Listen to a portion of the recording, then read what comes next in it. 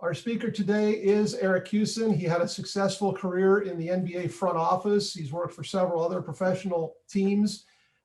Then Eric had a little bit of a mental health issue, and I'll let him tell you the rest of his story.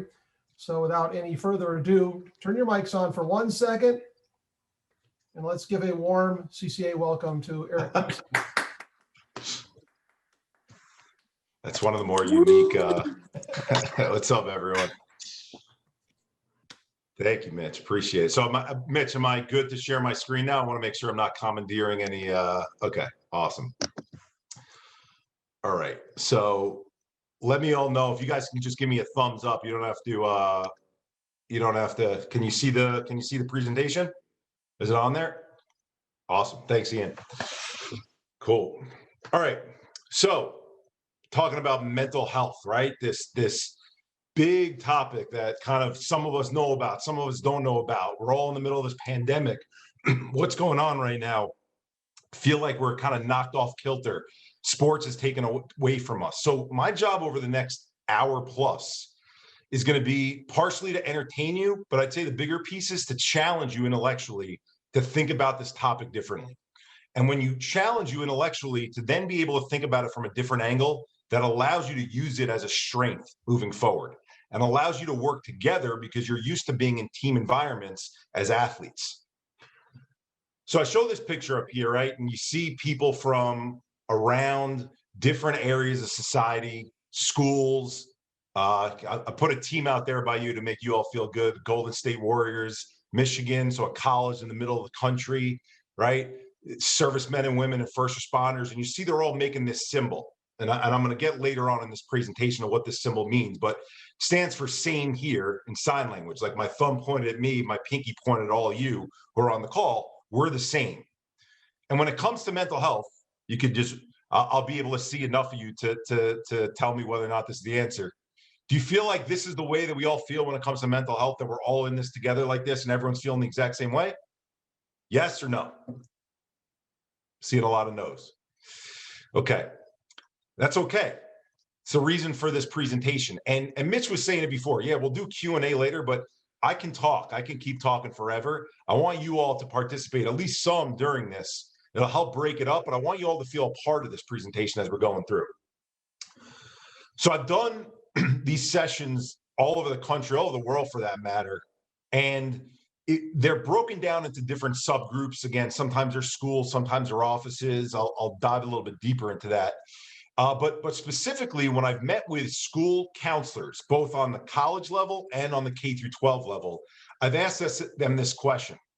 When you see up here this word mental health, and that's all I put up on the screen, the term mental health, and I break them up into groups, and I have them sit at tables and ask them to write on the left side all the positive word associations when they think of the term mental health. And on the right side, in red, I want them to write all the negative word associations that come to mind when they think of the term mental health. So in the course of my presenting, specifically doing it to counselors, so people who are professionals in the space of mental health, I've done it 41 different times now. And I keep keeping the tally. You'll see on the next slide that I'm pretty honest about this stuff. I kept the tally. So the last 41 times, which words come up most frequently? On the left, we always write words on the left more than we do on the right. That's the first thing we think of. But when I ask them to put positive word associations, negative word associations, which comes up most frequently? So in 41 times, these are the 20 plus that have come up most frequently. All 20 plus negative. Shameful, weak, sick, failure, lunatic, crazy, nuts, mental hospital, alone, isolated. That doesn't mean that there aren't positive word associations with mental health. Again, that's the other side of the equation here. But what it does mean is these are the ones that come to mind the most. And the question is, why do they come to mind the most? We're looking at a term up there that says mental health. We're not looking at a term up there that says mental illness. We're not looking at a term up there that says depression or anxiety or PTSD or OCD. So flip that for a second and imagine instead of that saying mental health, it said physical health. Would the words be that negative? And the answer is no. And I know the answer is no, because I know that you all have traveled playing sports your entire life. So you've been at airports and you've seen at those airports magazine racks. And anytime there's a physical health magazine, they're usually talking about things like six-pack abs, bigger shoulders, better sex in 15 days, nutritious foods to eat to cut your waistline. It's always positive word associations. But when it comes to mental health, these are the most common words that come to mind. We got to ask the question, why is that? So just to, again, I mentioned that I'm pretty much a stickler for being honest and genuine with this stuff. These are the types of sheets of paper that I take pictures of after I do each of those sessions to add up all those answers.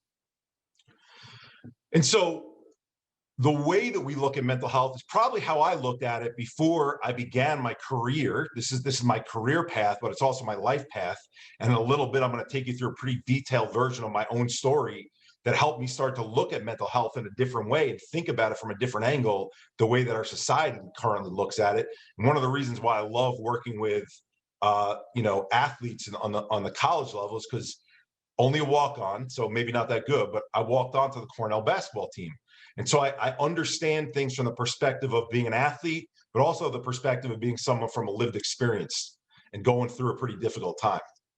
And in repositioning mental health in my mind from what I experienced, what started to happen was we started to get reached out to by colleges and universities all over the country. So all the way from Cornell on the east to USC on the west.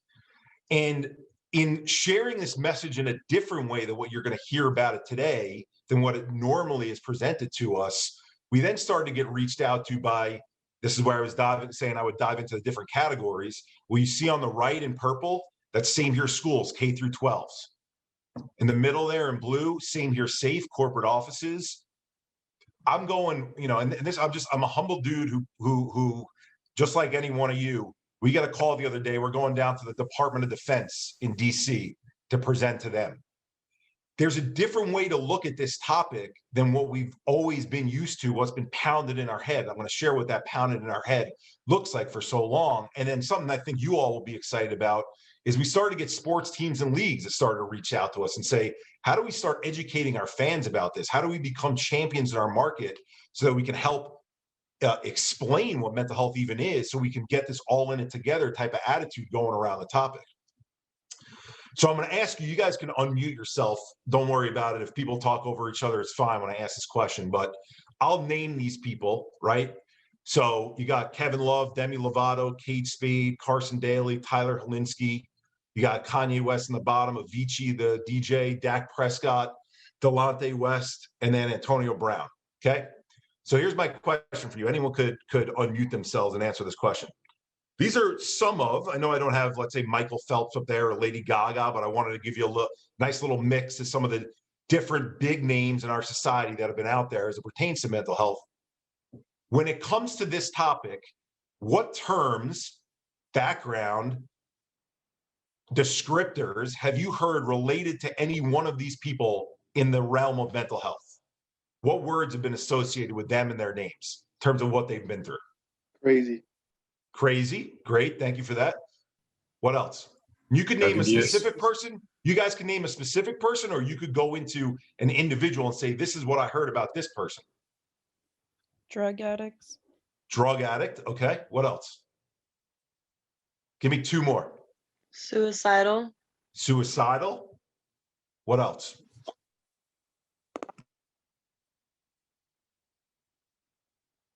Think of any one person on there, any one person who put their own story out there. What did they say about even themselves? Bipolar. Bipolar. All right. Thank you for those. So appreciate you guys chiming in there. So now I'm going to go down the list because you guys just gave me the answers, and they were the answers that I expected. So here's what I hear when I go around. It doesn't matter if it's college students like you, college athletes specifically, K through 12, people who work in corporate offices. This is what I hear. Kevin Love, anxiety, panic attack, ran off the basketball court. Demi Lovato, depression. Kate Spade, suicide. Carson Daly, anxiety. Tyler Helinski, suicide. Kanye West, I heard the first person who said it, crazy. Bipolar, says crazy things about his family. Avicii, suicide. Dak Prescott, brother, suicide. Him, depression. Delonte West, crazy, bipolar, on the street with his shirt off. Antonio Brown, crazy, malcontent, can't make his way onto a team. You notice a theme and all those things together, we're ascribing labels to these folks. We're talking about the end game of where the media is telling us they ended up, or in some cases where they themselves raised their hand and said, I am this. Does anyone know anything that's gone on in their lives? Anyone know anything about the background? Can you pick any of these people and say, here's the history of what's gone on between the relationship between them and their parents? This is what happened when they were playing in school and they broke their leg and had to sit out for a season. And this is what happened. I'm not talking about pro right now, because that's possible that you might have learned some things recently. Like I'm thinking Dak Prescott, as I'm saying that, his injury is certainly public. But I'm talking about when we got the label and we got the erratic behavior and the craziness, how much was shared either by them or the media about what their story was that was leading up to this? Usually when I ask that question, it's crickets. And I can tell you, for me, although I've studied it now, you search and you Google and you try to find, it's still pretty much crickets. There's little pieces here and there, certainly when they share their story unrelated to mental health. But it's hard to find anything about what's gone on in their life. Yet here's what we're hearing about the mental health picture from the people with the largest platforms in the world. All right, so your coaches are probably around my age. Grew up, went to school in the 80s, 90s, 2000s. This is what they taught us in school, if we were lucky that they taught us anything about mental health, okay? So for some historical perspective, New York State is the first state to require mental health education in the K through 12 community, and it wasn't until July 11th of 2018. So if you could imagine, that's the earliest that it was required. Think about all the ways in which people either could have ignored the topic completely, or when we were in school, this is what they touched on. So this is what we learned. We learned depression means, and you're probably going to say it in your head as you're thinking this, sadness. We learned anxiety means nervousness. We learned that PTSD happens to servicemen and women and first responders. And then you all had, depending on how far removed you are from schools now, most of you have pupil support services or social workers or school psychologists. We had one thing that was called the guidance counselor, and it was only the problem kids who went to the guidance counselor. So this was our entire knowledge. Again, I'm trying you to, in fairness, because I prepared going into this, and I like to make sure I'm talking to each individual group separately. What your coaches, what your athletic directors, what that age group learned growing up about this topic, this was as narrow as what we got off the heels of what I just showed you with respect to what we hear in pop culture. This is what we got about mental health and how narrowly focused and myopic this topic was. So I want you to do a quick exercise with me. If you guys don't mind looking at that plane for a second, if you notice there's no airline on there purposely, and close your eyes literally just for 10 seconds with me and go with me for this. So any of you get a chance to charter that jet, all of us who are on this call together, and we're going to take it anywhere in the world you want to take it. And we're going to get away from COVID. We're not going to have to worry about sports or school or anything like that. Don't have to worry about the virus. It could be a tropical destination. It could be a ski resort. It could be anything. Okay. Now open your eyes back up. We're back. We're at this presentation. So I said we're going to get on a plane. And when I said we're going to get on a plane, and I didn't tell you what the airline was, you guys fell into one of these two categories. You either thought of the plane, and I'm being very, perverse here with the examples using cartoons, but you either thought of the plane as the green plane on the left with the smiley face in the cockpit saying, come on, let's go, let's get on the plane. Or when you heard the term plane, you thought of the red plane on the right with the fangs coming out and the eyebrows all pointed and the wing telling you not to come on. And whenever I ask a room, again, it's difficult when we do it in a Zoom setting, the breakdown, just so you don't feel alone if you're the one who's on the right, is usually about 75-25. 75% of people feel the happiness of the plane. They're about to go on the plane. 25, a little bit of dread about going on the plane. So think about it. This is the exact same object, weighs multi-ton. We see it in the sky every single day. We go to the airport. We see it in front of us. And yet, look at how different we view this. Some of us view it as it's a train that has wings that flies in the sky that gets me to my destination more quickly. I could recline on it. I get served food. I get to go on my Wi-Fi. This is a wonder of modern technology. This is amazing. And some of you look at a plane and you're like, this is a death trap that could fall out of the sky at any moment. I don't want to get on that thing. And how is it that the exact same object we look at two completely different ways. So you all, you're young enough that you didn't live through 9/11, but I was in Manhattan, in the city as it happened. I watched it happen. There's one possibility. Either you lived through 9/11 or you all watched it on a documentary and your mind goes to what could happen on a plane. Oh my God, worst case scenario, look at that. Or let's talk about when you were a child, you were 3 years old, you went through terrible turbulence, even though you were with your parents and they were taking you to Disneyland or Disney World and you're all excited to go away. But the plane has terrible turbulence. You don't know how to explain that to your parents. And now your mind is spinning a mile a minute. What might happen? What might happen? You didn't have the ability to talk about it, or you were afraid to talk about it because you thought you were the only one who felt that way. And I'll give you a more personal one that probably hits home. January 2020, I was actually presenting at one of the HBCUs all the way on the East Coast, Savannah State, the day it happened. Kobe Bryant, helicopter goes down. Helicopter isn't a plane, but our brains connect these things together. Vehicle in the sky, someone we thought we'd never lose, not here with us anymore. So think about it. And the reason why I'm sharing this example before I go into my story is when you all are thinking about your stories, the things that you've gone through in your lives, there is no way to measure what affects one person to the next because it's all based on our own lived experiences, what we go through, and the stories we make up in our mind. And when we're young, back to the educational piece, we're not told by someone, let's stop thinking about it in this way. So our minds absorb it, and then we start going down this path, and we start laying these paths in our brain of, this is the way I think about it. This is the way I think about it. All right, so back to my own story. And hopefully that pre-example will now lead into, as you're thinking about your own stories, how there might be similarities or differences. So this is my wall, essentially, in my parents' house. And I'm sure for most of you, whether you're still living with your parents and going to school, whether your parents still have the original house or they just brought the pictures with them, you've all got walls in your parents' house that looks like this. And for me, my myopic focus, which is probably what a lot of you are with right now, was playing sports. I wanted to be the best athlete I could be. I wanted to be the best teammate I could be. I wanted to be the best competitor I could be. That's all I thought about. And I was truly happy. Like the smiles, you could even see in the football picture where you're like, you're supposed to look tough. I couldn't even stop from holding back a smile because I love being on the football field there. So that's my high school career. Played 4 different sports in 3 seasons because I got to play for the soccer team, also the football team at the same time. I'm a decent athlete, not great, but I work my butt off. And so I get to Cornell. I mentioned that I walked on, probably more of a, social experience living at Cornell where the campus is in the middle of nowhere. And so you have to become best friends with the men and women that are around you, which is great.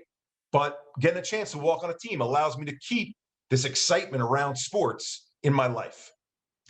And so college is coming to an end.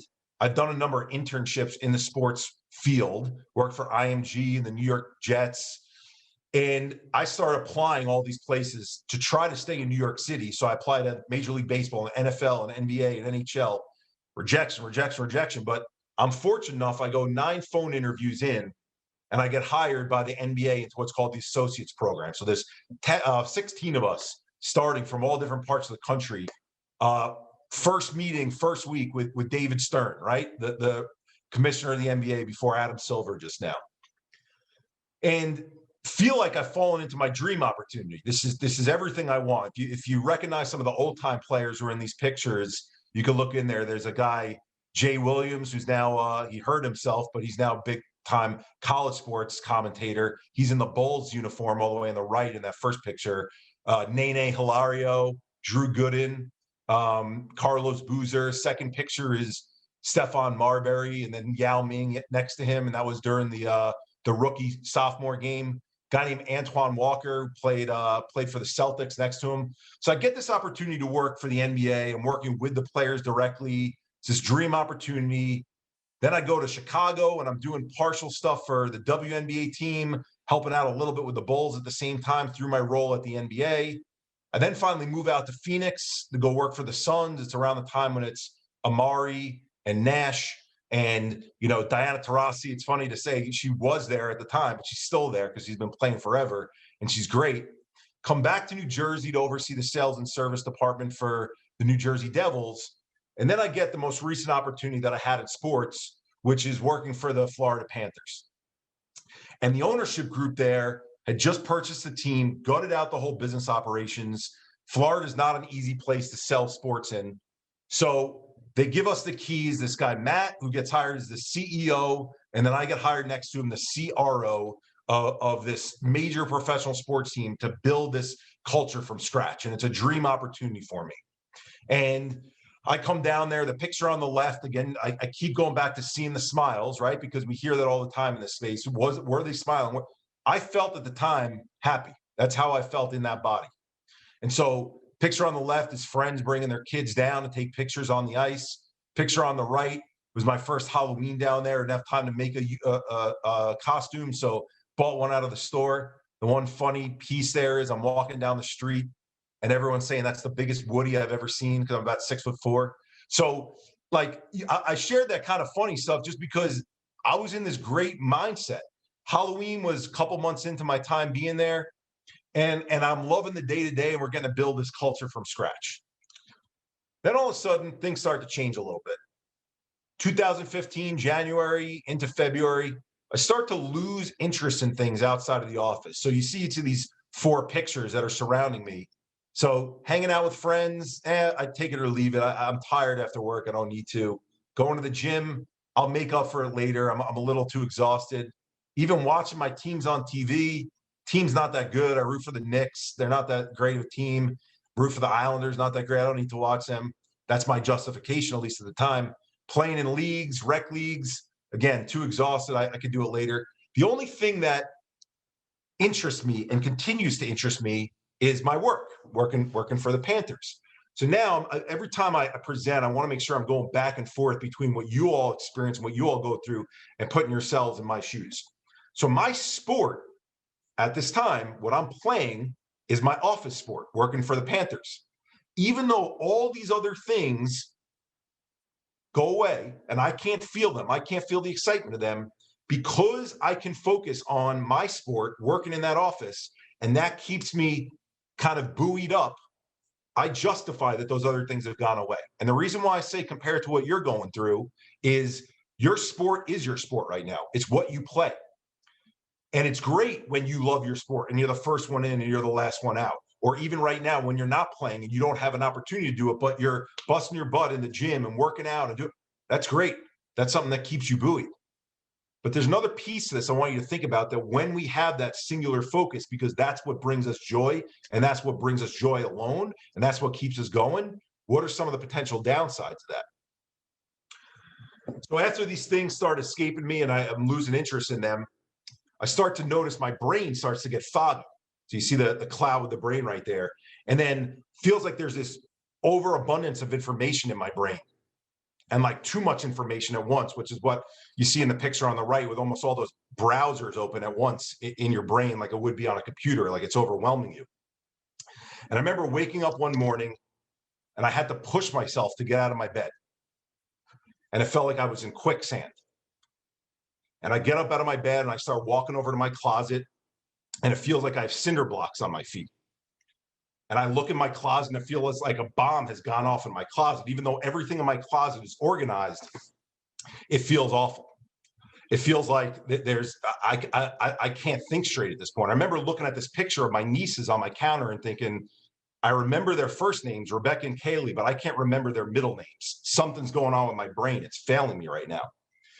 And so I do what athletes do. I put on my clothes. I don't take a shower that morning. I'm not saying that's what athletes always do, but meaning I just push through and I do it. And I get into the office, and that's not a picture of me on the right. That's just a stock image because there was no one there to document this. But that's what I look like going into my office. If anyone, their parents have showed them the game Light Brights, where you plug in all these different lights on a screen, that's what it felt like looking at my computer when I got into the office. And I'm looking at my staff and I can't make out who's where, and I'm closing my door because it's just too overwhelming when people are coming in the office. And I push back as much as I can. I just want to sit there and hopefully, like, if I just get through this one day, if I wake up the next morning, maybe things will get better. And in sports, we invite prospects into the stadium or into the arena. And so our reps had invited prospects in that night, and I'm supposed to give this impassioned speech between first and second period in this hockey game in a suite. And I'm freaking out because my brain can't come up with anything to say. And the reps bring all these prospects in, and after a day of just gliding and not being able to feel myself at all, I get in, and usually something that just comes to you, second nature, right? Think about if you're going to psych up your team, something just comes to your mind naturally. Well, in my case, it would have been, we just signed Jonathan Huberdeau and Alexander Barkov. We got a new ownership group that came in that's spending money to make sure that we have all the resources and assets that we need, both in the office and on the ice, right? And all these things that usually come to mind, nothing is coming to my mind. And the only thing I can muster to say is, hi, I'm Eric Kussin. I'm the chief revenue officer here. This is Matt, our team president. He'll take it from here. And I walk out of the suite. And that never happened to me before, where my brain, I just couldn't perform a function. It was like a computer had stopped. And I go back to my office. Rest of the game plays out. I'm sitting there just staring at that blank screen. My brain's just not working. And I mentioned that ownership group that purchased the team. So my owner comes in, this guy named Vinny Viola, who still owns a team, military background, West Point grad. And the CEO, Matt, also military background, West Point grad. They felt bad for me. Eric, what's going on? Like, is everything all right? We could tell you're not feeling so great. And I said, guys, I don't know what's going on. Now, keep in mind, 2015, no one's talking about this stuff. Kevin Love coming out with his story wasn't until the middle of 2017. A couple of guys before that we can get into a little bit later that did start sharing. But in my space, I'm thinking, I'm telling my bosses, I don't know if I have a brain tumor. I don't know if I had a traumatic brain injury from playing sports that's now just coming into play right now. I don't know if it's this thing called mental health, but something's not right. And I can't put sentences together. I can't concentrate on anything. And I'm not being a good employee for you. So in that one respect, I feel like I'm not delivering, but in another respect, I'm not even being a good human for myself. Something's really wrong here. And the reason I gave the military background is Vinny looks at me in the eyes. He says, Eric, we never leave a soldier out in the battlefield. Take as much time as you need, 1 month, 2 months, 3 months, come back, hit the ground running, which is an extremely supportive message to hear from someone. Don't get me wrong, especially back then. But when I heard 3 months, I shared with you the education that we got on mental health. We didn't learn anything about what mental health was. So my mind immediately goes to, all right, what commercials have I seen on TV recently that tell me about what mental health is? And I'm sure you all have seen these commercials where there's a sad face. It's usually not even in the shape of a person. Sometimes it's even just a blob that has a sad face on it, and there's sad music. And then 15 seconds into this 30-second commercial, a pill is introduced, and that sad face becomes a smiley face. And now all of a sudden the clouds go away, the sky is blue, the birds are chirping, and everything's great. I didn't think it would be that easy. But off the heels of, think about what all of us did growing up. We got strep throat, bronchitis, pneumonia. Athletes get it often because we're always exerting ourselves to a high level, so our immune system oftentimes is compromised. When we had those sicknesses when we were younger as kids, our parents most of the time took us to a pediatrician, and we got this magic pill called an antibiotic, and we started feeling better. So even though I didn't think a drug would be the be-all, end-all cure in 2 days, I thought, all right, I'll take one. Hopefully it works. If not, I'll take another. Worst case scenario, what I take 3. I hear these things take 4 to 6 weeks to know if they're working. This guy's given me 3 months. I'll get back to the identity. Another piece I want you all to think about. When something gets taken away from you, who is your identity? What is your identity? Who are you known for? I knew myself as Eric, the sports executive, because that's all I'd done for 15 years. So I go home to New York, somehow get myself on a plane. I still have no idea how I did it. In this picture right here, my brother took this. This was 3 weeks into my time at home. I had a twin bed in my parents' house still. I left all my stuff in Florida because I couldn't afford to have my stuff in 2 different places. I couldn't afford 2 places. Plus, very candidly, I needed the help to be around people. And you see me wrapped in a blanket there, okay? You see the sweat actually from my body. That might sound gross, but you see that ring underneath my neck. It's the amount of anxiety that was in my system. And probably the most important part of that picture is you see my eyes just staring blankly at the ceiling. Now that seems like an awful position, but here's what I'm going to share with you. I laid in that position for 2.5 years.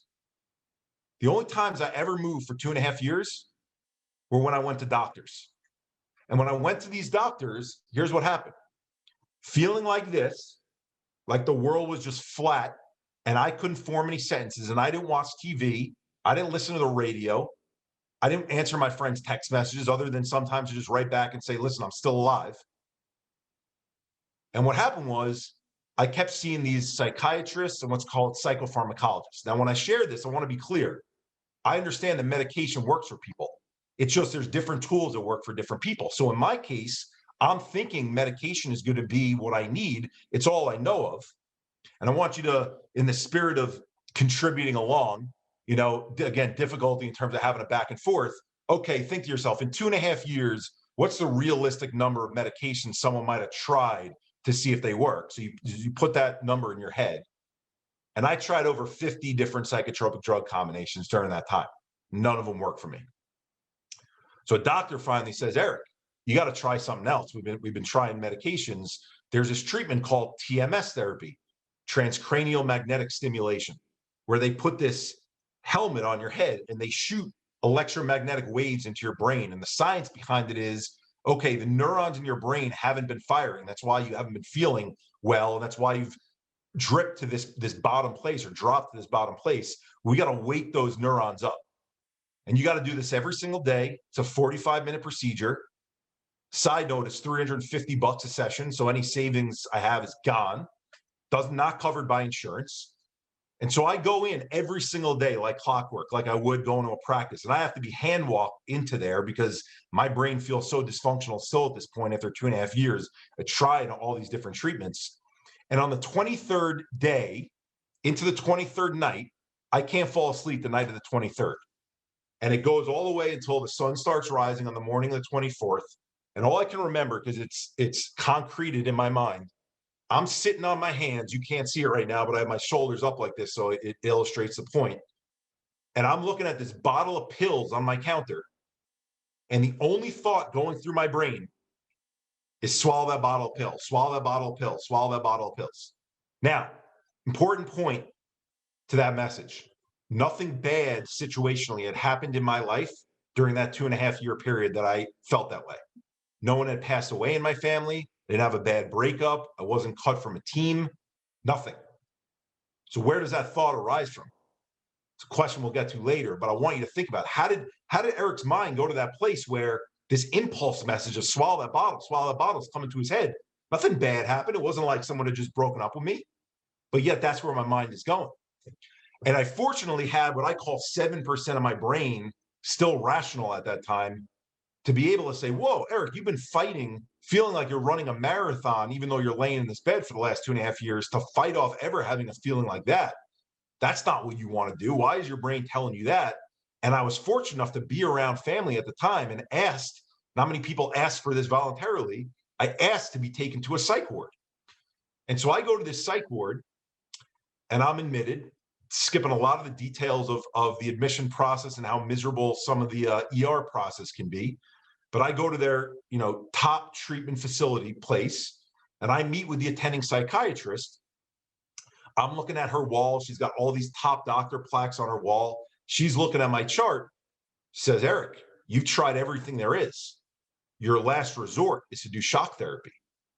Now, when I say that, a lot of people jump because they're like, shock therapy? I saw that they did that in like a movie like One Flew Over the Cuckoo's Nest or stuff like that, but I didn't realize there's still shock in people's brain now in the 2000s. But I got to tell you, when I was going through what I was going through, and I think this is what you all will be able to relate to as athletes, is I was willing to do anything it took to feel better. So hearing shock therapy, as scary as that is, to get electrodes put on your brain, being put under general anesthesia, and getting your brain shocked, almost like you're trying to do a hard restart on a computer to get it to work again when it stopped working in the first place. I was willing to do it. The term shock therapy didn't scare me. Here's what scared me. Hearing the term last resort. Because again, going back to being an athlete, you all know if it means winning, you're willing to do anything to make it happen. So when I'm hearing from this professional who's got all these top doctor plaques on our wall, this is your last resort. What am I to think other than if this doesn't work, my life is over? And so I do 12 sessions of the shock therapy. I'm inpatient at this psych ward for 5 weeks. The average stay is usually about 3 to 4 days. So I'm seeing these people come in and out on this floor of 30 of mine as I'm staying there inpatient. And I leave the hospital after that 5-week period feeling no better than I had the 2.5 years prior. And I retreat back to that twin bed that you saw. And I thought, unless Merck or Pfizer comes up with some miracle pill to knock me out of this treatment resistant thing that I've been called, and I want to share with you, because again, I'm sure a lot of you have been through stuff like this where there's a different label assigned to it. So I was assigned everything from treatment resistant depression to treatment resistant anhedonia to treatment resistant melancholy to treatment resistant ADHD to treatment resistant generalized anxiety disorder. I mean, there was a list of like 15 different ones, depending on who the doctor was that I met with, which, by the way, none of those ended up being what I ultimately got diagnosed with. And we'll talk about what diagnosis even means in a second. And so my parents are both educators and retired educators. My father was a principal. My mother was a school teacher, a language teacher.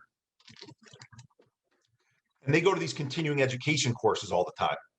And it's usually on like these big topics like, climate change and global politics and stuff like that. So that my mom goes to this course called Integrative Breathing Practices. And I didn't know what the hell the term integrative meant. And I'd never done a breathing practice before in my life. So didn't think much of it. My mom comes back from that class, runs up to my room. It's 9 o'clock at night. Eric, you got to meet this woman, Donna. I met this woman. She was a teacher of this class. She's amazing. She treats differently than all these other doctors. She's a psychologist herself, but I can't really explain what she did. But there's something about her, her delivery. I think you're really going to like her. I think you're really going to like her. So I go to her office 3 days later. I sit down in her chair. And unlike every other doctor I'd seen for the 2.5 years prior, where the first question was always, Eric, what are your symptoms? What are you feeling? I tell them what the symptoms are. Okay, based on what your symptoms are, here's your diagnosis. Based on your diagnosis, here's how we're going to treat you. It was nothing like that. So instead, I sat down on her couch. She's like, Eric, what's gone on in your life? Very broad and open like that. And be self-reflective when you hear that. Like someone said to you, what's gone on in your life? It's a pretty broad question. Where the hell do you begin, right? And especially someone who's struggling with their memories at this time. So I said, what do you want to know about my family? She said, yeah, let's start with your family. Do you have any siblings? I said, yeah, I'm the middle of 3 boys. We're sports crazed family. So that picture that you see up here, I put that up there just for you to question, like, why the hell does he have this picture of these 2 little kids up there? So I'm on the right in that picture, and my older brother, Todd, who's an athlete himself, he's on the left. So okay, tell me about your older brother. Now, when I share what I'm going to share with you on this slide, I want you to know that this is the only life I've lived. So I don't know any different.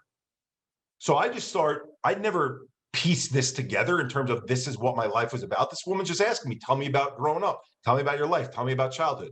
So I'm 8 years old. He's 12 years old. He breaks his femur bone, the largest bone in his body, put in a body cast and homeschooled for a year. Okay, a lot of us get into accidents, especially athletes. No big deal. Month later, after his cast comes off, he gets diagnosed with ALL, children's form of leukemia. So 5 years of chemo, radiation. Back then, takes much longer to really knock the cancerous cells out of your system. This is the late 80s. But miracle, he goes into this remission, cancer-free from his body.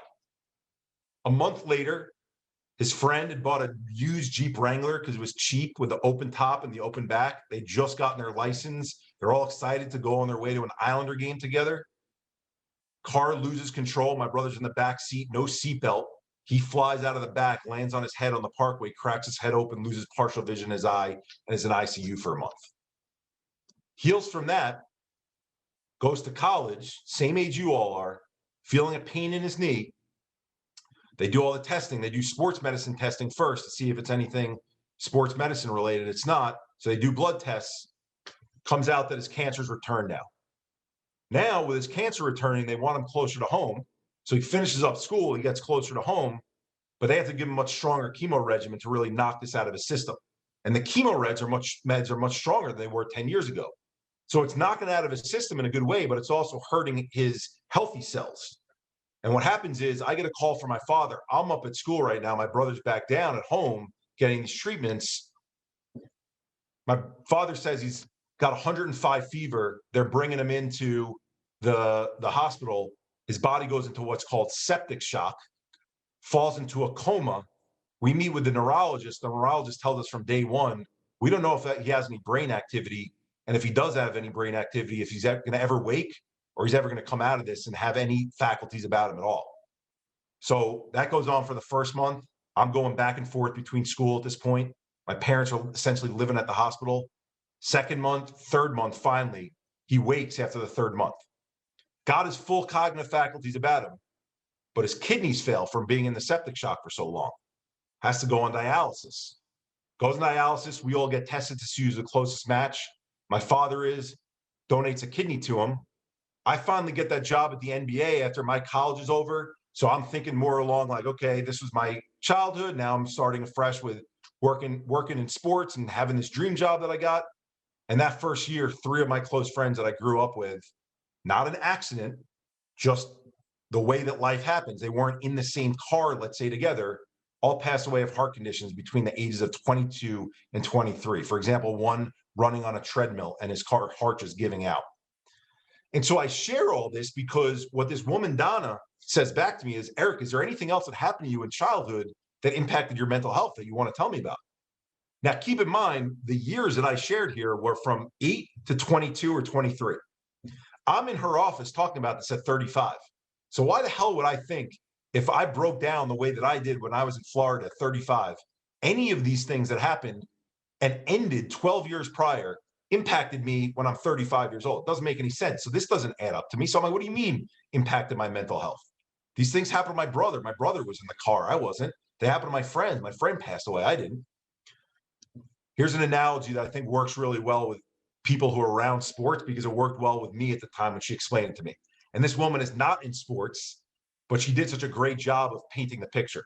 She said, Eric, let's pretend you had a front row seat for a basketball game, an NBA game, and you're in your suit like that guy is on the left, and you're entertaining your clients, right? You're getting them drinks, you're talking with them about buying season tickets, but these huge athletes are running up and down the court and they're sweating when they're running by you. And one of them even dives for a loose ball and lands on your lap. Well, your suit's going to get sweaty after 3 hours of the game, or maybe a little bit longer if you stay after to work. You're going to leave the game and you're going to go home. You're going to put your suit in the hamper or get it ready for the dry cleaners. You're going to take a shower and you're going to go and clean the next day. Now think about having that same front row seat, but instead of it being a front row seat for a basketball game, it's a front row seat for the game of life.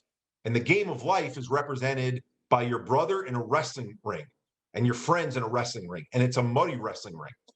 And every move that they make against this game of life to stay alive, this competitor, they're hitting down on the mat to try and pin them. And the mud is hitting up and it's splattering and it's hitting you and it's splattering and it's hitting you. Okay, it would be a little bit gross if I use brown in this example instead of green. So go with me that I use green instead. But it started to cake up on you over time. And you didn't know to get up. You didn't get up like you do with that basketball game after 3 hours. You stayed in that front row seat for all these things that you saw. You stayed in that front row seat as this mud started caking up and building inside of you. And you probably didn't even realize that it was hampering your performance and not allowing you to work as efficiently. Because what did you do? You loved what you were working in. You loved working in sports. You loved playing sports before that when you were a kid. These things, even though they were heavy on you, you were able to go through them until you hit 35 and enough of it had built up that your brain and your body said to you, we're done, stop, sorry, we're over, we can't carry this anymore, you can't go on. You got to do something about this. And so my immediate response to her was, Donna, this theory of yours, and it's funny that I even called it a theory back then, I said, take my situation out of it, okay? Now I want you all to think about this as kids, right? Either yourself or your friends. I said, take my story out of it. The average kid, 15 years old, not 35, 20 years younger than me. If you're saying that all we need to do is have a front row seat of watching other people go through things, and that impacts us because we cared about them, okay, then the child who watched their parents get into a fight and get divorced, the child who watches their parents lose their job and then potentially lose their house because of it, the child who watches their two best friends get into a fight and that friendship break up and them being upset because this great friendship is no longer in place anymore. The child who watches their best friend break up with their boyfriend or girlfriend and they're devastated and they can't go on anymore and they feel like life is ending because that person that was so important to them is not around them anymore. A child watching their friend being verbally abused in a school setting or around adults, or being bullied on a schoolyard, or hearing about a story from their friend about being sexually abused, or watching a friend go through the sickness of a loved one, in worst case, the loss of a loved one. I was like, I don't know a person who's 15 years old, let alone 35 years old, who hasn't been through one, some, or many of those things. There's the list right there, and that's only some of them. Said, if that's the case, that means that every single person in this world is dealing with something mental health related. That's not what we hear in society. That's not what we're told. That's why I didn't do anything for all these years until I'm 35 and I fell apart. So what do you mean these things impacted me? She's like, Eric, that's the way that I see the world. I think mental health impacts all of us. Problem is, you're right. Our world doesn't see it that way. And when you see some of the common things that are up there, divorce, job loss, breakups, all the way down to moving and going to a new market, and you see the one on the right, like the loss of, public figures, think about how Kobe Bryant's death impacted so many of us, not just people who are sports fans, right? Again, sitting in that front row seat watching it. The pandemic now, which we'll go on in a little bit of detail more later about how the pandemic affects athletes specifically. There's not a person in this world that mental health doesn't impact. And yet that's not the way our society looks at. So I'm getting all passionate about this, talking to this woman about it. And I'm saying it kind of sounds like how plaque builds up in our arteries. And we're told as kids from a young age, you guys all probably remember this, depending on what school you went to, but there's the President's Challenge and all this stuff. And you do the jump rope for heart, right? And why do you do jump rope for heart? Because they tell you that this stuff called plaque builds in your arteries. That's your physical health. And you should eat healthier and green leafy vegetables and get your heart rate up. Okay, if that stuff builds cumulatively, how come we're not talking about how stress and trauma build cumulatively in our system? Where's that message? That's never told to us. And so Donna, this woman, says, Eric, I like where your mind is going, but can we get you healthy first before you start thinking about kind of globally how these things impact everyone? So I relent there because my mind, once it gets fixated on something, as you could probably tell, I really like to dive into it. And she's like, Eric, you're not going to be able to help anyone unless you help yourself. So she sends me to this course, this weekend breathing course, where I show up, okay? It's going to be 3 days. And I show up, I'm the only man, only one under 40 at the time, and only one born in this country. So it's me and 8 Indian women and 9 yoga mats, okay? I'm wearing a cut sleeve, like athletic shirt, my basketball shorts, and I feel like a fish out of water. Like, what the hell am I doing here? But here's what I learned in this class. And this isn't how they would necessarily explain it, but hopefully even this simplistic explanation to you all will then help feed the rest of our conversation. Is if we all are sitting in the same room together, let's say this wasn't virtual, and a car crashed through the wall because we were on the bottom floor of a building, and we all saw that car crash through the wall. None of us got physically injured. We'd all do this when the car crashed through the wall. We change the way that we're breathing.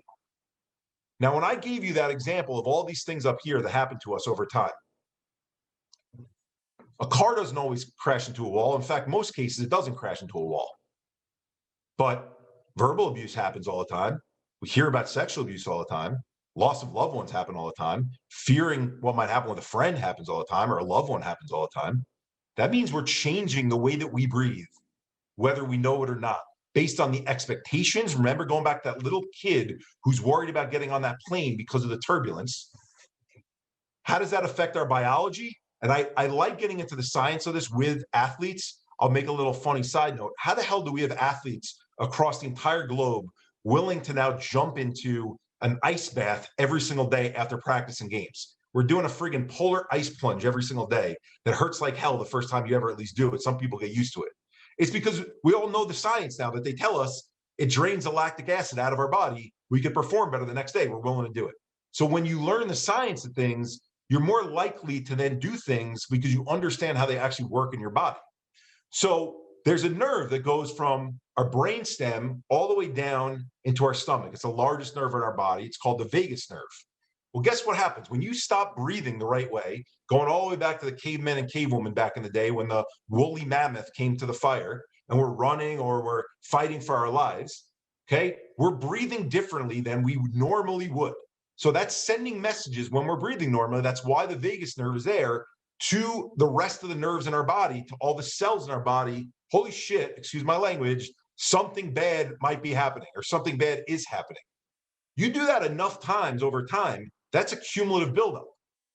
The tone of that nerve in your neck starts to change. Your cells start to become inflamed. The way your immune system works starts to change. You start to get your hormones released in different levels. But these are things that we're not taught about. No one tells us these things until we get to the place, like I described to you where I was, where we're feeling these terrible symptoms, and now we don't know what the hell to do about it. And we're not even working on it when we're athletes, thinking about how can I potentially perform better instead of worrying about, I'm never going to get to that place Eric got. I'm not going to feel that bad. Shouldn't we want to be optimal in terms of how we're performing, how we're feeling? But we think about that with our body. We don't think about that with our brain. So this was the age I was when my brother was going to the chemotherapy treatments for the first time. Again, look at the smile.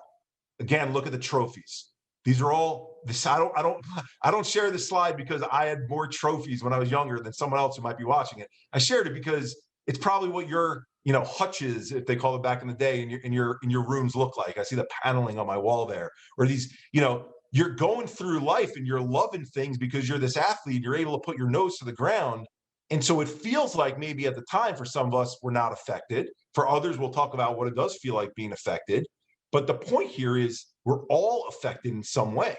And so I do this breathing practice for 30 days, 45 minutes a day for 30 days. I'm not feeling better at first, but I wake up on the 30th day and I remember looking at the TV and going, this is the most incredible feeling in the world, that I wanted to pick up the controller and turn the TV on, something as simple as that. And the next thought that came to my mind was, I want to have scrambled eggs for breakfast. Two things that we take for granted that we all want every single day, but I hadn't felt for 2.5 years. Now, again, put yourself in the shoes of what we're going through with COVID right now, playing your sport, going out to meals with your teammates, right? Seeing your friends, things we can't do now. When that stuff gets taken away from you and then it comes back, how great that feels. And so in feeling so great,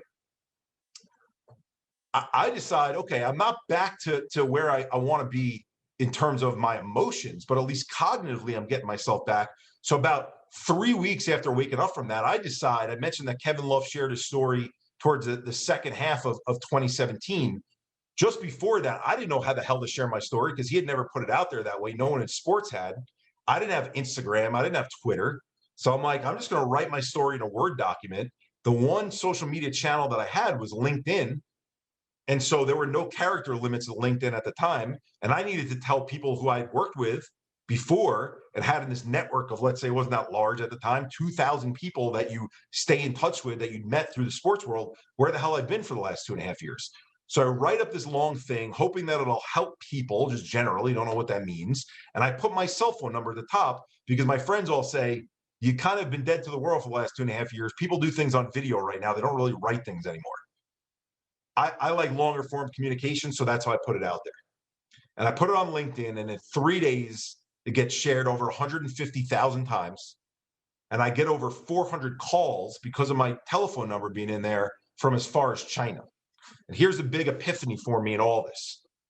I didn't have a single person, even though my ultimate diagnosis, I shared with you all those different diagnoses I had gotten. My ultimate diagnosis was CPTSD, chronic PTSD. No one called me up and said, Eric, I have PTSD also. Or Eric, I have bipolar. It's different than PTSD in this way. Or Eric, I go through depression. Let me explain how that differs from PTSD. None of that. Instead, I was getting all these stories of what people had gone through in their life, their lived experience. One father who called me and said, Eric, I lost my child to SID, sudden infant death syndrome, 5 years ago, and I've never been the same. Then I had a woman who called me and said, Eric, I'm a married mother of 2 beautiful kids. I'm 32 years old. I live in the white picket fence house with a handsome husband, but I broke up with my boyfriend from college when we were 22 years old after dating for 4 years.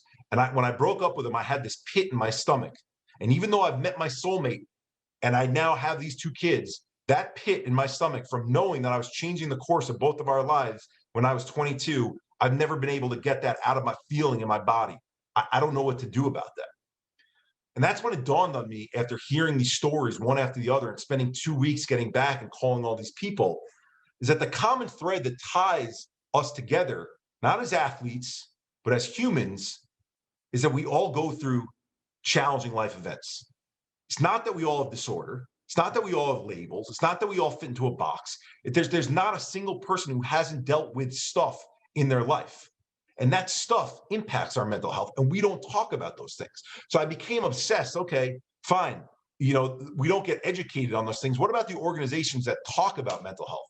And I go to the largest nonprofit websites in our country. And here's what I see. This is in 2017, as I'm trying to make a decision, am I going to go back and work in sports, or am I going to do something in this mental health space? And I'm thinking I've got relationships with professional athletes. If someone out there is talking about this the right way, I'll make introductions to these athletes. I'll go back and work in sports where I love doing for that 15 years. And I could pass this off to someone else. But here's what I see on these sites. And it's the same thing I continue to see today, even 3 and 4 years later. So the first is 3 things that were common themes that felt like they were well-intentioned, but actually moved us further away from understanding this topic. First was the stat, and I know you guys have all heard this stat because they perpetuate it over and over and over again. The stat, 1 in 5 people are mentally ill. And that stat is meant to make us all think, wow, 1 in 5, 20%, that's a lot of people. That's over 40 million people in the United States. I should be looking out. I should be considering this topic. But guess what? When I go into a room with a group like you and I say 1 in 5 are mentally ill, then I ask everyone, well, what are the 4 and 5? What are the other people, the other 80%? And the answers I always get, which I'm sure you're all thinking in your head right now, healthy, fine, normal, okay. So we're letting people go through life, deal with stuff, whatever that stuff is. But if you don't fit into this category of that you're this 1 in 5 mentally ill person, this topic's not for you. Second issue I saw on all these websites, and I know you guys have heard this term before, every single campaign was an action word followed by stigma. So stop the stigma, stomp the stigma, break the stigma, erase the stigma. Again, I bring it back to the sports world. Think about what it's like in your world. When you all are going all for one for all, right? You have all these taglines that you might wear on your shirts and stuff like that. You're trying to all feel in it together. Guess what? For the 1 in 5 people, saying stop or stop the stigma is a really great rallying cry. Guess who it's not a great rallying cry? For the other 4 and 5 people who don't understand this topic, because they hear the term stigma, which means there's people forming opinions and judgments about another group of people. And they say, whoa, I'm not the one who does that. Why are you pointing fingers at me? Why are you slapping me on the wrist? So we're now taking this topic and we're separating it into 2 categories, the affected people and the unaffected people, of which a good amount of them are making unfair decisions and judgments about that other group. Third thing, and you see a lot of athletes on here and the stories that they had, these websites were linking to the stories of celebrities. And we're celebrating great news. Britney Spears is part of our 1 in 5 group. She's got depression. Great news. Lindsay Lohan, she's part of 1 in 5 group. She's got anxiety. Everson Griffin was one of the first ones with the Minnesota Vikings, right? Andrew Luck, okay? I mentioned Kevin Love before. Josh Gordon, Kanye West, they're in our group. But then what's the narrative when you go to the Us Weekly or the People Magazine article that you read on them? It's the celebrity name plus the disorder name plus erratic behavior. So Britney Spears has depression, she shaves her head. Lindsay Lohan has anxiety, she dresses like a hot mess. Okay? Andrew Luck, a little bit not able to make it, tough it out. He's a snowflake and had to quit football. So you add these things up. 1 in 5 people are mentally ill. Let's stop stigmatizing them. And the them looks like people who shave their heads, run off basketball courts in a panic attack and have to quit a sport. Do you question why people don't voluntarily, like you all did, and I give you credit for this, approach this topic and actually take it seriously and think, that's me. That's something that I might deal with. We don't, because it's scary. It's the far end of the spectrum. We don't think that's ever going to be us. It doesn't sound like what we're feeling, what we're going through. So we tune it out. I'll even tell you a guy that I work with, Hayden Hurst, when he shared his story when he was with the Ravens at the time, that title of that article on the left, he and his mom specifically had them write that title, that article. Ravens tight end Hayden Hurst struggled with his mental health, hopes to change some lives. 2 hours later, what comes out? NFL's Hayden Hurst, I cut my wrist in college. Okay? The media takes this, even when we want to tell our own stories, and they bend it and they twist it how they want because that's what's the page turner. And so that was the impetus for forming an organization called Same Here. Okay? The umbrella name of the organizations were all a little crazy, but our campaign is Same Here. Why?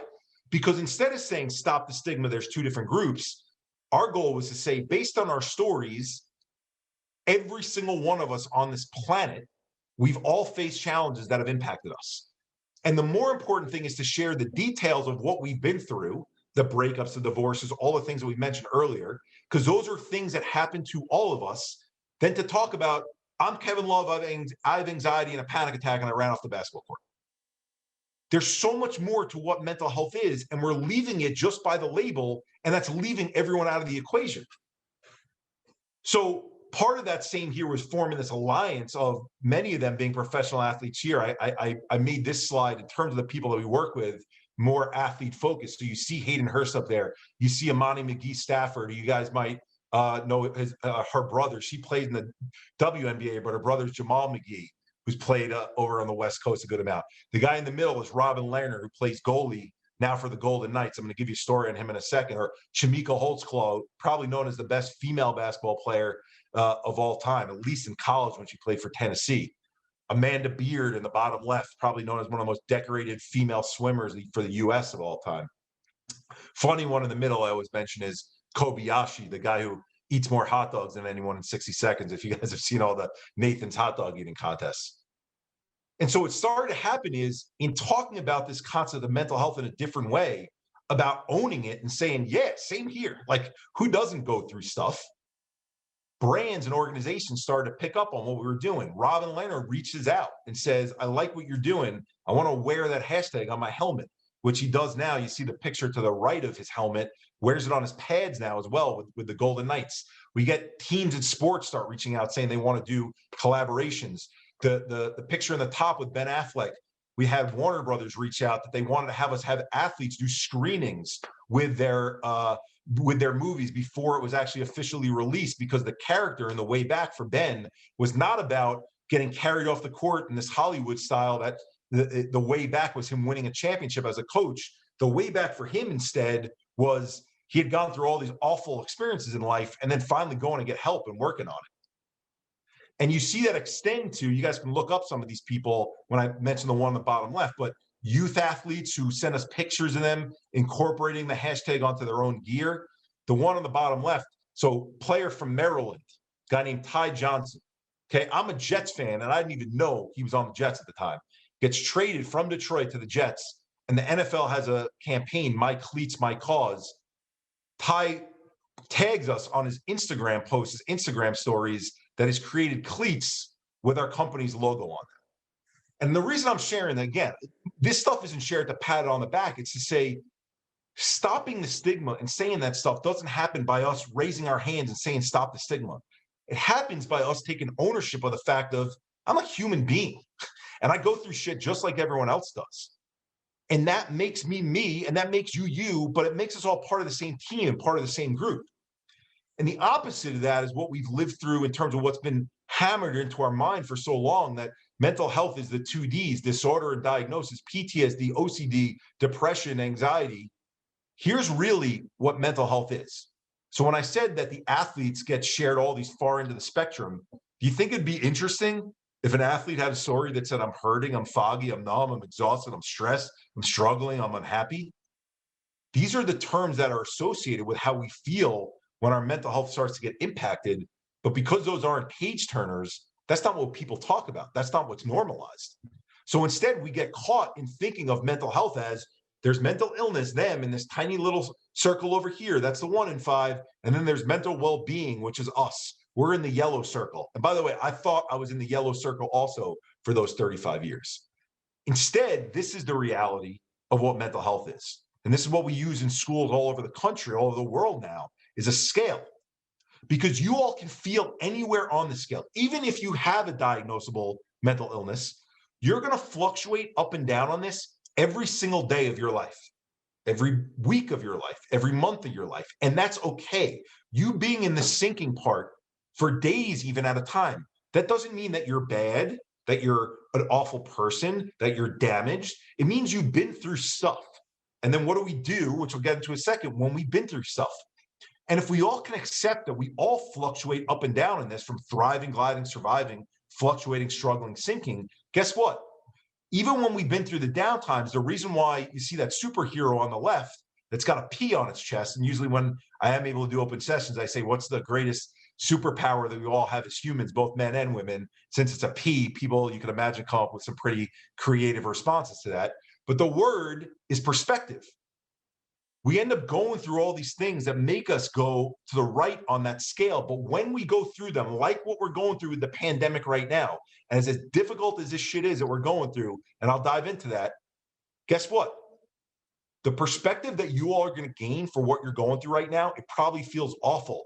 The sport is taken away from me. The kids who came before me, they didn't have to go through this. The ones who come after me, they're not going to have to go through this. You're going to gain something for having gone through this at this time in your life that no one else is going to have gained. And there's a certain perspective that's going to propel you and make you even better the rest of your life. So as we kind of start to come to an end here, and we'll start to open up questions, I want to wrap up with a bunch of different things. When we walk around, right, I have like the prototypical, like, look at me, I wear, this is a stock image also. This is what we typically see within each other. You hear Eric on the other end, oh, he's presenting, he's got a deep voice, he's confident in the stuff that he's saying. So we see each other when we're out in the field and we're playing, or we're out in the court, the ice, or whatever, the track that we're playing. And we see, look at Jasmine, look at Jorge, look at Valerie. They're on top of their game. Like, look how great they are.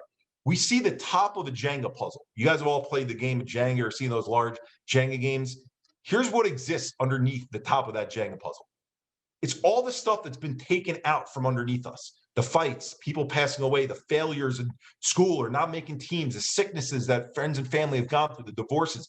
That means we're only seeing the top, and we're thinking everyone else is that sturdy figure at the top. We're the only ones that feel that way. That's not the case. We all have this stuff that goes on in our life that starts to take away from the way that we feel. And when that happens to us with physical health, when we're not doing our best, what do? Our shirt doesn't fit right. We don't like the way our pants look on us. So we start to eat better. We eat salads for lunch more. We don't eat the snacks as much. And then we start going to the gym even more. We know we can take control of it. But when our brain starts to not feel as well, I probably drank a little bit the night before, too much. That's probably why I'm feeling this way. Or I slept a little bit later than normal, so I'm out of my sleep routine. That's why I'm feeling this way. We justify why we feel this. And then incrementally, we don't realize it. We start changing how we feel. We don't do anything about it. And why don't we do anything about it? Look at these two columns. So you got the column on the left. When I ask a room of students, what are 15 things you can do for your physical health? You think of what goes on in a gym, a 24-hour fitness or a Gold's Gym. You think boxing, kickboxing, free weights, universal, treadmill, elliptical, rowing, right? Your brain can come to all these things because you've seen them in a gym. And we call everyone who goes to the gym warriors, right? You keep going, look at how hard they work. They're warriors. But when I ask a room, what are 15 things you can do for your mental health? The responses I usually get are Headspace or Calm. That's a meditation app. Or yoga, I think, but people sweat during yoga. So is that more physical health or is it mental health? Not really sure. We don't have a routine that we go to for our mental health. And so when people work on their mental health, the one thing we think of is going to therapy, and our minds go to, oh, that's a weakness. That's too bad that person has to deal with that. But when you look at these pages, there's a gym for the brain. There's a gym for the body. Why don't we consider what we do gym for the brain in order to get this thing in shape the same way that we get this thing in shape? We're looking at it so backwards. If we fixed what's going on in our brain like this, the same way a surgeon could go in and arthroscopically fix our knee or our shoulder joint, probably wouldn't be that stigma against it the way that there is. But that's not the way that we fix our brain. So what do we turn to? And I know, without asking any of you to raise your hands, I know many of you have turned to this because it's human nature. Either one, some, or many of these things. So the guy on the left who maybe looks like a caricature almost of like Charlie Sheen, turn to caffeine, drink coffee to stay awake. You turn to sex, and that's the only thing that allows you to escape however you're feeling. You turn to alcohol because it dampens whatever's going on in your mind. You turn to more prescription drugs because it takes away the awful feelings that you have. You turn to gambling because it gives you that rush and that high. In my case, this was my addiction. I turned to work. Work allowed me, remember when I was talking about that narrow focus, when you're thinking about you as an athlete, when you have that tunnel vision, you're focused on that one thing.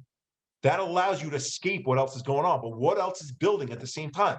Sometimes it's recreational drugs we turn to. And the reason why I have that baseball there is because I want athletes to know it's awesome when you're the first one on the field and the last one off, and you're in the weight room and you're watching film and your coach loves you and your teammates love you. But you also have to consider, if this is all I do every single day, what else does that mean? What else am I not working on? And so this acronym that we came up with, STAR, stands for stress and trauma. So the things that build up inside of us. Active, meaning we can't lay in bed like I did for 2.5 years, expecting that sleep is going to make things feel better. Active, release and rewiring. The buildup of stuff we can actively release and rewire. And so I started reaching out to all these different practitioners around the world and traveling. Was fortunate enough to get gifted these opportunities to go and visit these people from Jakarta, Indonesia, all the way to Phoenix, Arizona, to learn all these different modalities that can be done to create a gym for the brain. I say this facetiously, I was saying, what do you do when it comes to physical health? You have these 15 things that come to mind. Imagine all of us took a road trip together and we went into a gym and we looked in the 6,000 square foot gym, and the only thing we saw for miles was treadmills. We'd all be like, what the hell is this? Because we're so used to going in a gym and all those options. That is essentially what we're doing with mental health right now. I go to the therapist. That's what I do for my mental health. Or I don't even go to the therapist. Or I use Headspace. We're not taking advantage of all these things that are available to actually work the brain out. Because it's not readily available and known. Two, the fear is, well, if I do those things, people are going to think there's a weakness here. All we are doing is working this thing out the same way that we work this thing out. And, on this call, it's going to be hard, but I'm going to send the information to Mitch for you guys all to be able to go through this, is we have these different STAR exercises on cards, online, different ways to be able to access them. So you can literally, when you see all the words in the bottom of that one on the left, you can actually step through these different exercises and do them. I see some of you guys laying on your couches at home, totally fine. You could do them from the comfort of your home. You don't need to spend 2 hours. That's all the feedback that I get from athletes all the time. Well, I don't really have any time to do anything. You could do this for 5 minutes every 2 hours to essentially power wash the brain and get yourself to a better place so you're refreshed for the next 2 hours. You don't need to dedicate 1 and 2 hours at a time like we do when we go to the gym for our physical health. I'm going to end on this one and then open up for questions, because I think this is an important one for us to discuss. What did this pandemic do to us? Okay, and this is a slide I show whether it's athletes or not, but I'll talk about this in the context of athletes. The pandemic hit us, and all of us were knocked on our butts, and we're still knocked on our butts right now because we've never been through something like this before. No one in the world had ever been through something like this before, where we're all seeing each other on social media, going through it at the exact same time. Whether you live here or you live in Russia, you're watching everyone go through it. And so it feels like this mishmash. I call it like the black hole, like we're floating in the black hole in our minds, and you can't make sense of it. And when you can't make sense of it, our brain goes on this hamster wheel of thoughts of, I don't know why I'm feeling this way. I can't stand feeling this way. Why do I have to feel this way? When is it going to get better? And now all of a sudden, that black hole feels bigger and bigger, like you're floating even more and more. But if we could understand why we're feeling this way and put some buckets to it, it helps us better understand what we're going through and then how we're going to be able to thrive from it when it ends. So the first bucket is we go through all these what if scenarios of the real things that are happening in front of us, right? Sports stopped, got taken away from us. Our normal school functioning got taken away from us. And the what ifs were, what if I never get to play sports again? What if my opportunity to compete again is never there?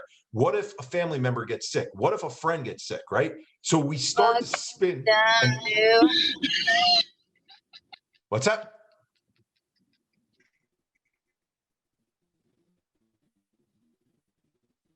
All right. Second is all of our routine and our purpose, right? Routine and purpose and identity gets taken away from them because we're known as these athletes. This is how we know ourselves as. This is who we become, but it's taken away from us. Finally, the third thing is all the things we usually turn to be able to not feel what we don't want to feel and to kind of push it to the back and not let it be in the prominent part of our mind, going to movies, hanging out with friends, going to other sporting events. Those things were taken away from us during this. So all the stuff that we've pushed to the bottom that we've not worked on starts to now surface and come to the top. So you add these three things up. That's why we feel right now. There's obviously many other reasons. That's why we feel what we feel. And by the way, I'm going to be talking to your coaches in 2 days. That's why our coaches feel the way they do. That's why our athletic directors feel the way they do. That's why our professors feel the way they do. We're all going through this at the same time. This is a major outside stressor we've never seen before. And so the hope was in going through this, I'm sorry if I don't know if it was Elena who spoke up. Sometimes I go on and I talk and I share a lot because I'm passionate about this topic. But the goal of diving this deep and explaining a little bit of the science, going a little bit into why it is that we all feel this way, the goal is to say, hey, like this is everyone. This is not a 1 in 5 topic. It's a 5 in 5 topic. And when I share my own story, what it does is it usually allows other people to feel open to share their story and to ask questions and to not make it about labels and to make it about all the common things we all go through. So I'm going to do here is I'm going to come off of, I don't know if Mitch is still there with us. I'm going to come off of the slideshow presentation version. I'll stop sharing and I'll go to the main screen. You guys able to see each other now more? Okay, thanks, Ian. Appreciate it. So I'm here as a resource for you guys. I want you all to think anything that comes to mind. I promise you, whatever you are feeling, whatever you think a family member is feeling, you could talk, if you want to talk about other people in your lives because it's easier, that's great. But I promise you, whatever you bring up right now, whatever questions you have, there's not a single person on this call that hasn't felt something weird, different, strange, awful. All these words, we could describe it right now. It's going to turn around. It's going to be great because we're going to gain perspective from it. But there's going to be a lot that we're dealing with right now. And that's what I'm here to talk with you all about. So I think I see a hand. Is that Jackenzie? Am I pronouncing that correctly? Chickzenny? I don't know if he raised his hand by accident there. You're staying on mute.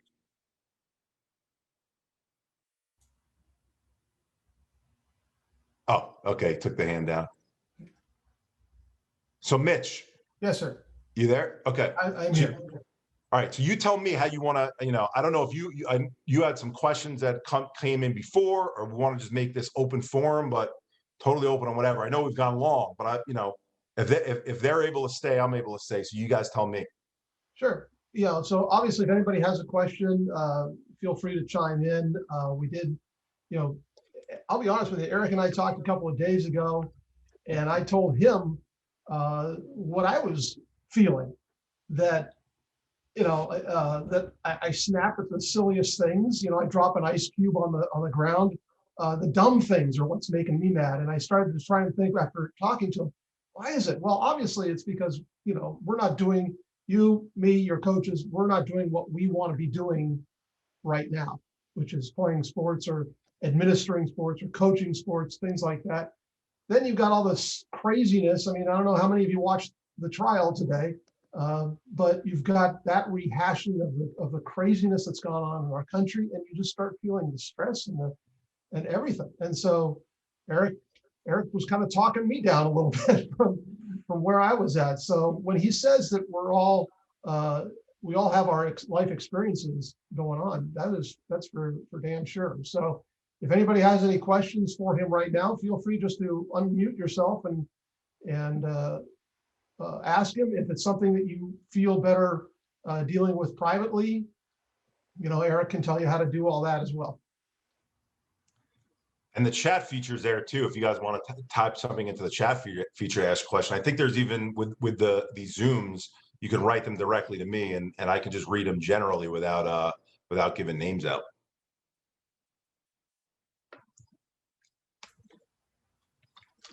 I think one of the things that Eric and I talked about was not only in terms of what you all are going through, is not only have our sports not been canceled for this year, but it's the frustration of seeing others participating. That there's almost like a set of rules for one part of the CSU system, and a set of rules for us, and a set of rules for the private schools, and a set of rules for us. And I know that adds to the frustration, because I know it adds to my frustration. It adds to your coach's frustration. So, we kind of talked about that, and I don't know if there's an easy answer, Eric. It's just, that's what people are going through. At least, that's the part I know about. And then you add that up with all the other things that we kind of talked about. That may be a good way to start that, Mitch, is Mitch is saying one of the big issues is watching other people play and you guys not getting to play right now. Is that one of the big frustrations right now? And people can unmute themselves or, again, type. I want to hear where you guys are struggling right now. And a question just did come in, so I'll answer that in a second. But it looks like Aaron's going to say something. Yeah, I was just going to say I agree. It was pretty frustrating seeing like other schools and stuff starting their season and stuff. And we're just here sitting sideline. So, but it's understandable. No, but Aaron, like, acknowledging that and that it sucks, it's okay to acknowledge that, right? So Here's the thing. Can you wave a magic wand right now? And I know it's a rhetorical question, but can any of us on this call right now wave a magic wand and get Mitch to convince everyone in this conference and to convince the powers that be that your guys are going to play tomorrow? No, the answer is no, right? Unfortunately, that's not going to happen. That being said, how do you take this experience of what you're going through right now, as much as it sucks, and that you're watching other people play, instead of that being the thing that spins in your mind, it becomes those pieces of the puzzle, of the Jenga puzzle that gets taken out. How do you use what you're going through right now to make that into a positive? I know I'm putting you on the spot a little bit. I'll let you see if there's one in there, but if not, someone else could certainly answer. But how do we instead of it being miserable and us sitting in our stuff, I'm using a nicer term than some of the terms I used earlier before, instead of just sitting in our stuff, what do we do while in this period, while we're frustrated, feel better about it? For me, at least, I just took this time off track and stuff just to enjoy little stuff, I guess. That may sound corny, but just like going outside, or at least studying a little bit harder, because that's something I can invest myself into now. So, okay. So we'll dive deeper on that, getting into the little stuff. Okay, I think Jorge, am I pronouncing that correctly, or is it George? I want to make sure you were going to say something there. Yeah, it doesn't really matter to me, but yeah, I took it as like since I was going into my second year, like I still have eligibility. I just took it as like, oh, like I'll have another one. Like I feel more bad for the people who didn't get one. Okay, so if you have an extra year of eligibility, give me one more. Is anyone else who's used this time period and has been able to say this sucks, but, and then kind of flipped it? And I'll give my take on it in a second, but I want to hear from you guys. Is there anyone who looked at this like, wow, this might be actually an opportunity in the long run? I've been trying to put like a pretty positive spin on it recently. It's you have to think of it like we have another year to prepare. I know it's kind of sad that we didn't get to compete, but that's been helping me get through all of this. Okay, awesome, Ian. All right, so as someone who gets the fortune, I would say, of working with professional athletes and having done it from age 22 on, here's what I see happen, okay? Before the pandemic ever happened, I can't tell you how many high-level college athletes and then professional athletes I saw go this and then like this. And why did that happen? Because their playing days ended. They didn't know what to do after their playing days. All those things that I spoke about before, identity, purpose, care, interest, what else am I, who am I? When those things hit them, they didn't expect those things to hit them, because when you're tunnel vision and deep in what you're doing and what you love, you don't think that's ever going to come around. And then when that comes around, it's really hard to reposition yourself and think, what are my skill sets? Who am I important to? What can I use these things for? So why do I bring up that example? It sucks that you're going through this right now. Hopefully, in George's case, Jorge's case, right? Like he's saying, you have extra eligibility, and that year is not a lost year. But even if it is a lost year, or you're going to come back, you're underclassmen enough that you're going to play, or in some cases you're not going to play, you're not going to come back, the sport's not going to come back, you're getting a head start on having to figure out who I am as a person and as an individual beyond my sport. And I know that probably sounds really simple when I'm saying that out loud, but think about the difference of having that mindset versus the mindset of, I'm waking up every morning, I'm watching, as I see in some of the comments come in, I'm watching other people play. They're in the county next to us. It's not fair that they get to play and I don't get to play. When life sends us these things, do you think I wanted to lay in bed for 2.5 years? Sometimes I go back and I say, why couldn't it just happen for 2 months? Why couldn't it happen for 7 months and I could have got back into sports? It happened to me for 2.5 years. I lost my life for that 2.5 years. But then I look at it and I say, if I hadn't taken every single one of those medications, if I hadn't tried every one of those procedures, I wouldn't have the credibility to be able to go now and talk about mental health around the country, around the world, and talk about it. So the stuff that we face, understanding that those challenges end up becoming opportunities. And I know it's really hard when you're an athlete at a young age because you know yourself as that athlete to say, what am I and who am I beyond this? But my challenge to you in a positive way would be trying to figure out who else and what else you have about you that makes you you and you special.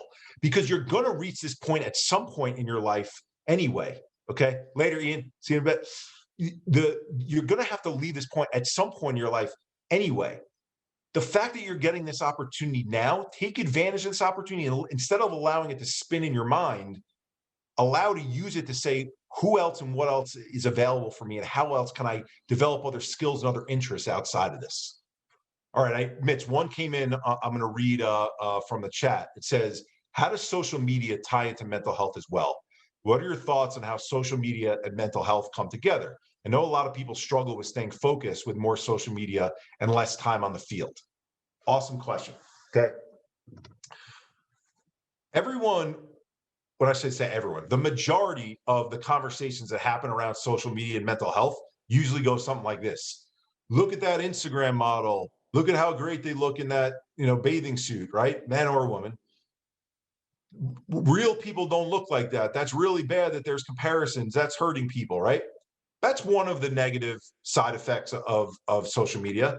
To me, that pales in comparison. The comparisons pale in comparison to what social media does to our brains in terms of the wiring of our brains.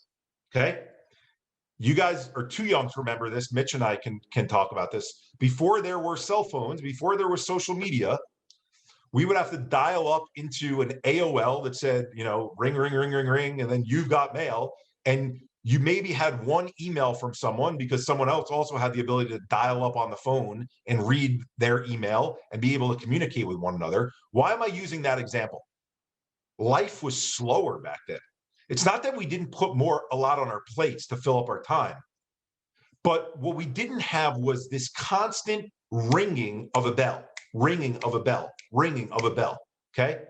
Where we're getting a message. What do we have with social media? We get push notification. We get direct message. We get it from Instagram. We get it from Twitter. We get it from TikTok. We get it from Snapchat, right? Hopefully I'm hitting all the cool ones now, okay? So we get hit from all these different ways, and our brain is going message, message, message, message, message. That's on top of us endlessly scrolling. The human brain wasn't meant to do that, at least up until this point of evolution. So the reason I bring up the 1990s, even into the early 2000s, where we dial up and we get the email, or we were lucky in college, we had this thing called an Ethernet that allowed us to get quicker internet through the wall, didn't come through the cloud the way it does. We didn't have to deal with message over and over again. What that's doing to your brain right now, I'm going to give you the science of it. If any of us sat at a desk right now and tried to solve a puzzle for an entire 24-hour period, we would burn 2,500 calories on average by using our brain nonstop. Some people facetiously say to me when I throw that stat out there, well, why can't I just think my way to being thin? Because you also have these things called, your metabolism and the way your body actually breaks down the food and the stuff you eat. But 2,500 calories. If we're using up calories from our brain power, the energy in our system, literally the food that we eat and the air that we breathe that goes into our mitochondria and creates the energy that runs our system. If our brain is continuing to go off from check, what's going on, update, let's see what message is coming in, and that's continuously what's happening with our brains, guess what? There's nothing left at night to do what's called rest and digest. And I know the answer to this question is going to be everyone as well, because when I ask a room, it's consistent. is how many of you, let's say in the last 2 weeks, went to bed, had a full hour, 7 hours, 8 hours of sleep, and woke up more tired than you were when you went to bed, right? Everyone, thanks Aaron for raising your hand. We all know that feeling, because what happens is we think, oh, well, 7, 8 hours of sleep, we got a full night's sleep. We're not taking into consideration what we did during the day. And what we did during the day is, if we're taxing this thing like this over and over and over again, update, message, nonstop, there's nothing left. It's like putting your phone next to your bed at night, thinking that you've plugged it in, but you wake up the next morning and there's no power on your phone. You're like, how did that happen? Because you didn't plug the friggin' phone in. So if we're not allowing ourselves to get away from this thing and allowing the rest and the recharge to happen, we're not going to be able to do the rest and digest at night. We don't have the energy that our body needs to be a better immune system, to regulate our hormones, to regulate our blood pressure, to be clear-minded when we wake up. So if there's anything, and I really appreciate that question, that social media does to us, is as you're looking at this thing, and I just dropped my phone as I did it, but as you're looking at this phone nonstop, what I want you all to think about is, I'm replacing, and this scared the shit out of me when I first said it, so I apologize for you, but I have to scare you guys to get you to change your habits. I started realizing, holy shit, I could be in my room for 24 hours and get the dopamine hit to my brain that I need because I got a certain amount of likes on a post. I got a certain email that came in that told me that I'm doing a good job. I found out from this company that they want to work with us. I could literally sit in my room and do this instead of, before this technology was out there, guess what we had to do? We had to get up from our bed and walk to go do something, to get that dopamine hit to say, I'm going to see my friend, or I'm going out to the ball field, or I'm going to see a movie. When this thing, it's crack basically for us, okay? It literally allows our brain to stay in that mode, and then we don't do anything, and then it taxes the brain out. So if back to that question, if there's anything I want to share with you guys, it's allowing this not to dominate your life. And you sometimes have to just say, I'm going to stop. I actually give myself like a round of applause, as simple and stupid as it sounds. When I watch 30 minutes of a TV show, something that I'm not even active doing, and I don't look at my phone for all 30 minutes, because I'm training my brain away from the constant check of what's next, what's next, what's next, what's next. I'm allowing myself to zen out during that time and doing the power wash of the brain.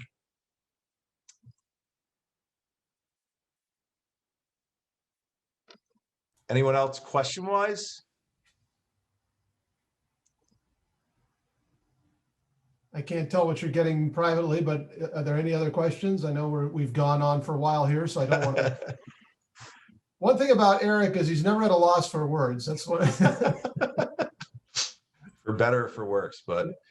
So, look, I want to thank Eric Kussin for his time today. Certainly hope that you enjoyed the presentation, got something out of the presentation. We will be sending out a little short survey. It's like 5 quick questions tomorrow, and appreciate your feedback. It helps us as we try and bring in speakers for you all. Actually, Mitch, since we're talking to the coaches, maybe I'll put you guys on the spot. I don't think this is that big of a deal of a question. I'm talking with the coaches with a similar message on 2 days from now, right? So what they say, Tuesday? So Thursday, Mitch, right? Friday morning.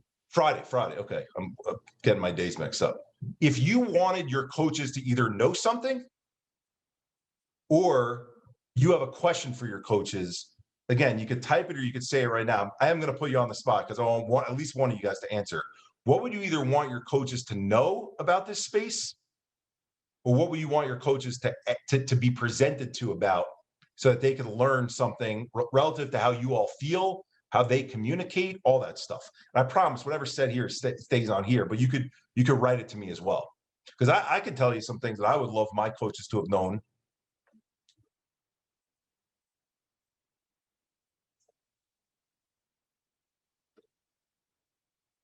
Power wash the brain. Okay. When someone says power wash the brain, I think it's Jeff right there. Are you saying you want your coaches to know that you need to do that? Or are you just generally saying that? Okay, that you want your coaches to know that you need to do that. And by the way, I talk to office groups all the time where the CEOs, the managers of the employee base, I have to hammer that into their head because they think productivity, we need people working. If they're not working hard, they're not going to get better. They're not going to get the results that we need. That's BS. If you don't power wash the brain, you can't possibly be the most productive you can be. You're going to drop more passes. You're going to miss more free throws. You're going to miss the net more in a shot if this doesn't get power washed. So they could talk all they want. And I'll talk with your coaches about this, about work. We have to take advantage of every second of every day. Part of taking advantage of every second of every single day is actually working on allowing this to shut down so it could function out more optimally. Okay, I got two that just came in, Mitch, quickly. So my coach has done a great job at openly talk about mental health.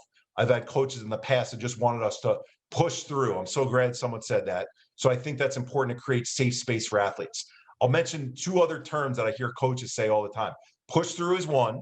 Another one is forget the last play and move on to the next. Okay. And another one is just push it to the back. Time heals all wounds. Okay.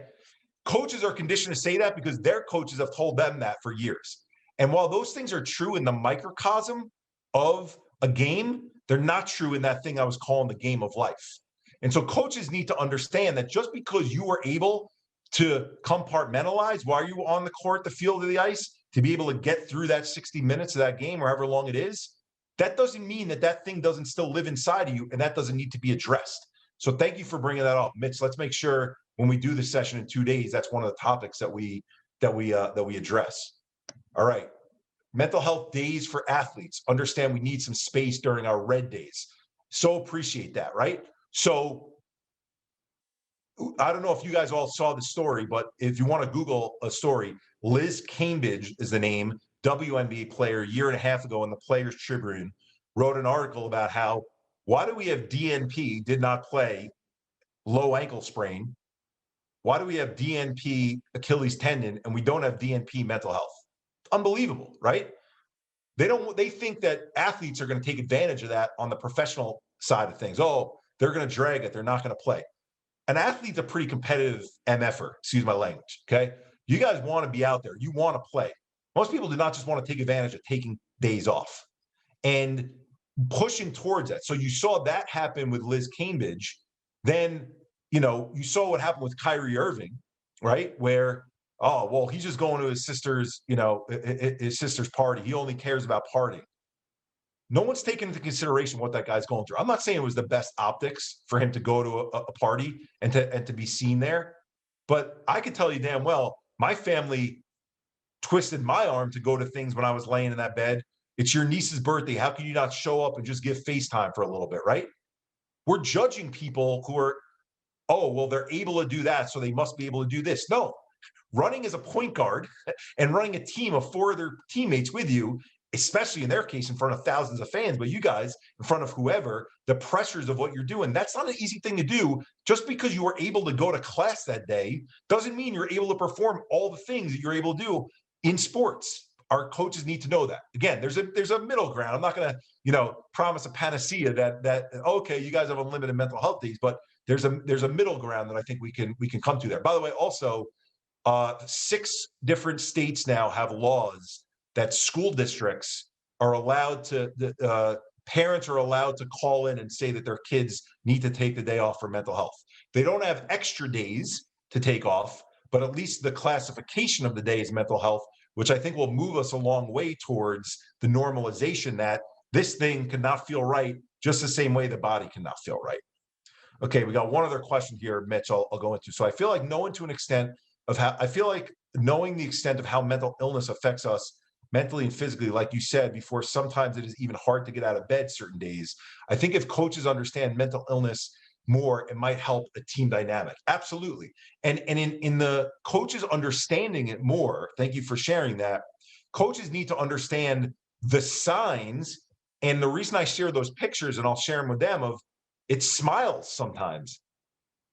You don't know necessarily what someone's going through. So part of it's on us as players to speak up. And I know sometimes that's hard, and that's why we'll have the conversation with them, because you're afraid, is my coach not going to give me playing time if I bring it up?